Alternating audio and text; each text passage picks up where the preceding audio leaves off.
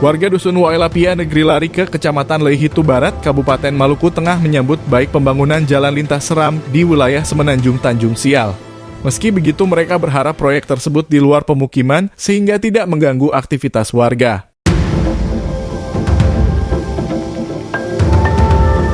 Diketahui bahwa masyarakat di Dusun Wailapia sejak lama sudah merindukan pembangunan jalan di wilayah itu.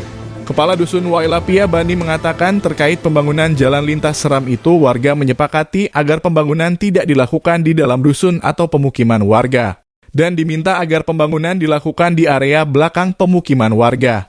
Hal itu disampaikannya usai melakukan pertemuan dengan seluruh masyarakat Dusun Wailapia belum lama ini. Menurut Kepala Dusun, alasan pembangunan jalan dilakukan di luar pemukiman dusun agar ke depan memungkinkan adanya pembangunan rumah warga yang bertambah. Informasi terkait akan dilakukan pembangunan jalan lintas juga telah diketahui pemerintah Negeri Larike. Raja Negeri Larike, Hapes Mansur Lausepa, juga mengharapkan pembangunan jalan yang dilakukan di bagian belakang dusun agar ke depan tidak membuat polusi serta tidak mengganggu aktivitas masyarakat di sana. Diketahui bahwa Dinas PUPR Provinsi Maluku sudah melakukan pengukuran jalan di dunia tersebut.